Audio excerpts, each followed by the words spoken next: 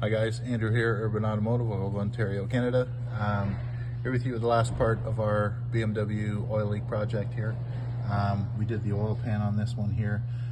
With it being all-wheel drive, when you're doing the oil pan, you need to support the engine. Now, this is the piece we used to support it, and ironically, this is the tow hook that comes in your vehicle.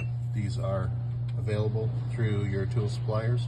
If they don't have them, they need to be the correct size to thread in there. But you use the engine cross brace over top the engine compartment on the structural part, not on the fenders, but on the structural part to support your engine. You got a lot of weight going on here, and you do have to drop the subframe. Up top here, we took care of the oil leak down the side of the engine here. They do accumulate. These are plastic covers.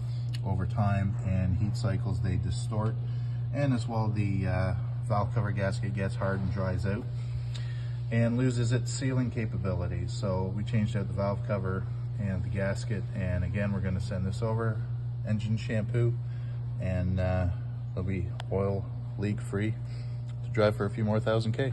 Urban Automotive, safety first.